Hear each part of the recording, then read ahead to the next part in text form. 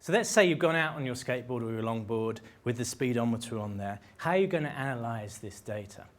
Well, the first thing is to find a nice stretch of path that you can do some measurements on. Of course, if you're out going down the mountains or whatever, then you've got the real data. But if you want to calibrate it, it's quite nice to have a simple, easy path where you can get up a good speed, and preferably if there's not too many people around, you can get up a nice regular speed, and then you can use that for calibrating the instrument. Where I live, there's this beautiful stretch which is about a mile long, which is very flat and very smooth, and it's absolutely perfect for doing sort of calibration of the speedo.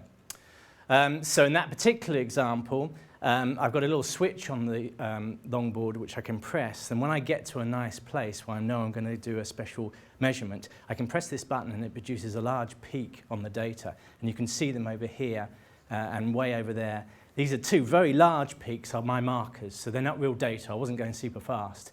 They just allow me to remember when I get back home that there's some interesting data here. And then between it, this is the speed I got up as I went over this mile stretch on the picture you just saw.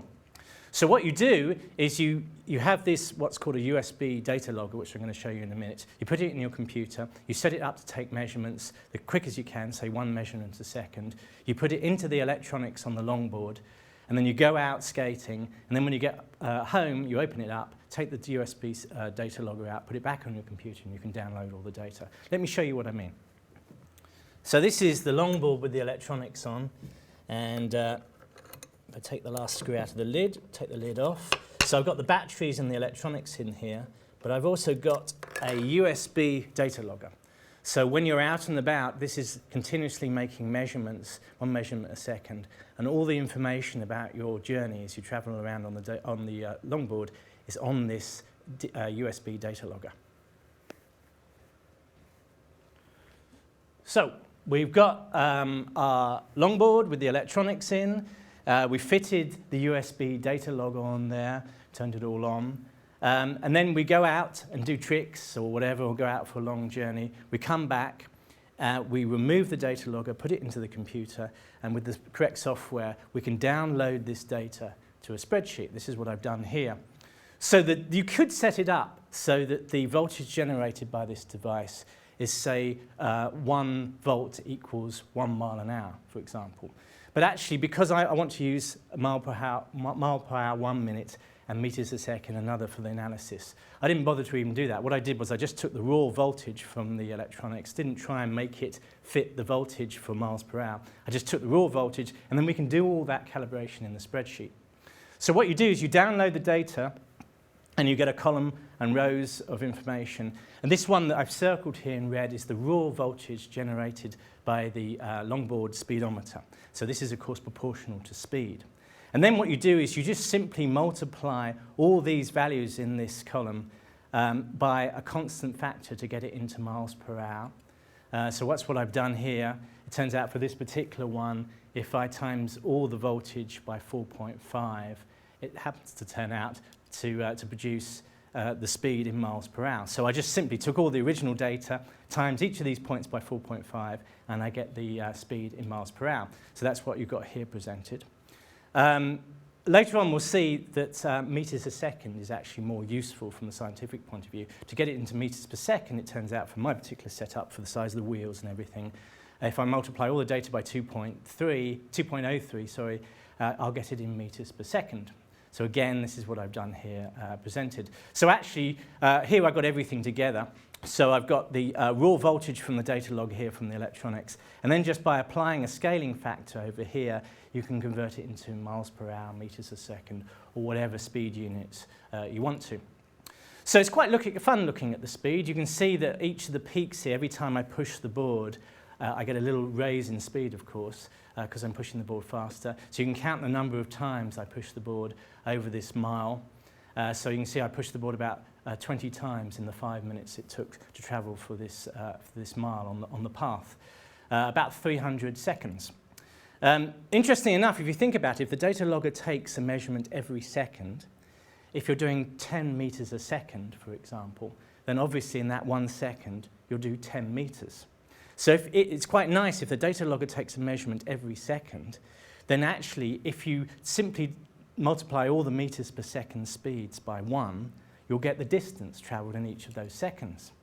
And this is a simple form of numerical integration, where basically you take the velocity, you integrate it, and you'll get the total distance. So now what I've done is, instead of taking the raw data from the data logger, I'm taking the scaled data in meters a second, and I'm doing what they call a running total on the spreadsheet. So basically, I don't have to worry about multiplying everything by 1 second, because obviously 10 meters a second times 1 is 10 meters. So we don't have to manipulate the data much there. But what we do is we add every second as we go along. And if we do that, what we get is the sum of, not the velocities now, the sum of the distances as we go along. So it gives you a distance times graph. So this, from the velocity data, the speed data, you can get the distance. And of course, because this is a nice straight path, nice and smooth, you can see on the data that I get a nice, beautiful distance increasing over time. And from that, we can work out the total distance that we travelled. So in this particular instance, it was about 1,416 meters. Now, a mile is about 1,600, so it's just under a mile. If we take, you can get that from the data as well. If you look at the very bottom of the running total, it will give you the total distance that you travelled on your trip. If you take the gradient of this, it will give you the speed. Now, I know we just had the speed on the graph, but that was wobbling around all over the place. The nice thing about the distance time graph is, because we've integrated it all, and you take the gradient now, it will give you a much better idea of the average speed. And for this particular trip, I was doing about 5 meters a second, or just under 12 miles an hour. So you can do that quite easily on a longboard. Now, so that was integration. What about differentiation? If you look at the way that the velocity changes from 1 second to the other, you can see the rate of change of velocity over time, and you'll get the acceleration. So now, instead of running our spreadsheet and making a running total, now we simply take one measurement from another each second and look at the way that the speed changes. Sometimes it's negative if you're slowing down. Sometimes you'll get a positive reading if you're speeding up. And you can plot that out, and that will give you the acceleration. Now, because it was a lovely smooth path, the only peak you see here is at the beginning, where I really start speeding up. And everything else is pretty much fairly constant. You can see there's a wiggle here due to every time I pushed on the board. And there's a bit of a spike at the end here as I was slowing down towards the end of the trip. So this is very simple. You just get the data from the data logger, put it into a spreadsheet. You simply multiply it by a simple scaling factor to get your speed in miles per hour or meters a second. Then if you run a running total on your spreadsheet, you'll get the distance measurement, which is effectively numerical integration. And if you look at the way that the speed changes from 1 second to another, you can get an idea of the accelerations on your trip. And so you can get all this information from your data logged data while skating around on your longboard or skateboard. For more information, do check out my website.